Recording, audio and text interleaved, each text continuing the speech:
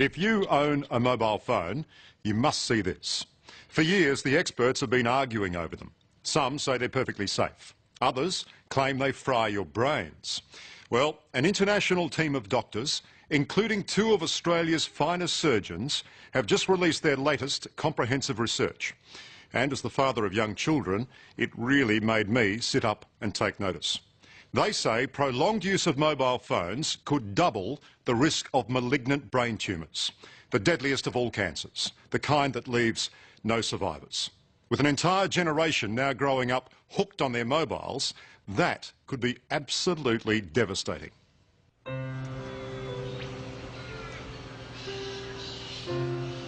The Namoy Valley in northern New South Wales is a beautiful place. See the range of hills that goes the favourite view of John and Margaret Bryant.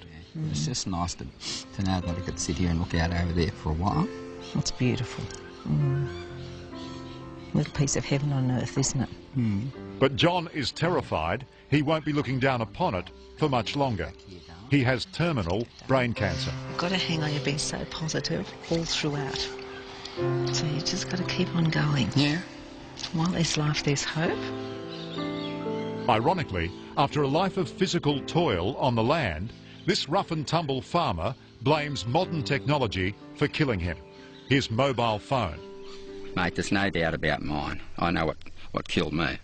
John, you're saying what killed you as if you're already dead. Yeah, well, I am dead, aren't I? I'm a dead man walking, really, aren't I? When you think about it. This is when you knew you were in a bit of strife, was it, when you first went up? Oh, yeah, when I started. Last November, John was working in his shearing shed when he lost control of the left side of his body. Doctors found a malignant tumour just behind his right ear. I told Dr. Hughes, he's a very good doctor, I said, I don't want any crap, tell me the truth, you know. He said, I'll tell you the truth. This is the truth. He said, with this disease, there are no survivors, everyone dies. So that was a good introduction to Tamworth Hospital. Your kids know how they go to sleep in a tree without falling out? They got sticky bottoms. This is a large and loving family. What a big nose. The Bryants have carved a full life here through farming and the family trucking business. John's mobile phone has been an essential tool of the trade for the past 25 years. And he's in no doubt those countless hours with it glued to his ear gave him the brain tumour. I can't begin to imagine what you're going through. No, no one can begin to imagine, because people come up to me just, you know, they're trying to be nice and they say, I can imagine how you feel, and I think, no, you can't imagine how I feel, you know. And I reckon it's caused definitely by those bloody mobile phones. Dr. T.O. John insists his brain tumour has been caused by his mobile phone. Do you agree with his diagnosis? Insist is a strong word, and there are always two sides to every story. But if the question is, do I believe that mobile phones can cause brain cancer, the answer is yes, I do. Exactly. The fact that you've deteriorated so much in the last 3 days means that you probably won't survive more than about 3 more weeks with this. Yeah. It's that bad. Yeah, I know. I know it's bad. Dr. Charlie T.O. is John's neurosurgeon, his last hope to beat the tumour. He's also the co-author of a frightening new study that's predicting a dramatic increase in brain tumours caused by the long-term use of mobile phones. That's a huge fear.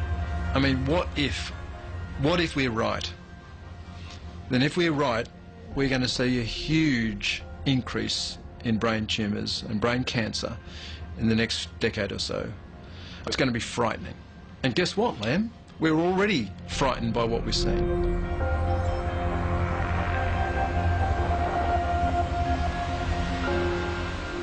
Most of us are pretty wary of these things, and with good reason. Microwave ovens use electromagnetic radiation to cook your food. Now, it's exactly the same energy on exactly the same wavelength as the stuff that's being pumped out of your mobile phone. Admittedly, microwaves are a lot more powerful, but you wouldn't consider for a moment holding your ear up to one of these for hours at a time, day after day. Yet that's precisely what most of us are doing with our mobiles. Long-term use of mobile phones is associated with a doubling of the risk of being diagnosed with certain brain tumours. You're saying that if you use a mobile phone over an extended period, Right, over 10 years. you double your risk of developing a brain tumour. That's what the data that we've analysed, that's what it shows.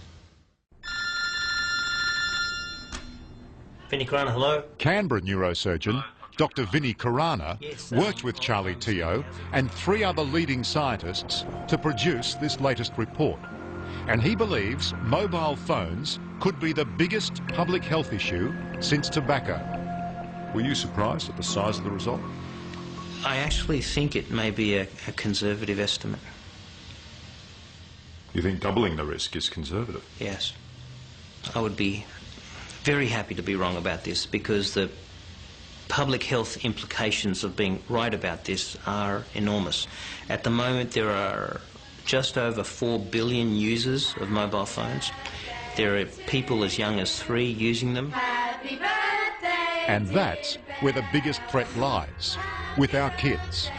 Today, being presented with your first mobile is an essential passport to life. Our kids inhabit a wireless world, and it's nothing for them to spend hours each day chatting on the phone. On the average, I use it about 4 hours a day. I normally have long conversations at night with people. I don't know, I use my phone a lot. I've got to probably say about at least 4 hours as well. Yeah. This is the way we've been brought up to communicate with our mobile phones, and it's just the easiest because they're portable, we can take them anywhere. So it's just the easiest way to communicate with our friends. I have been incredibly worried, concerned, depressed at the number of kids that I'm seeing that are coming in with brain tumours, malignant brain tumours. Just in the last 3 or 4 weeks, I've seen probably half a dozen kids with tumours that really should have been benign, and they've all been nasty, malignant brain tumours. We are doing something terribly wrong.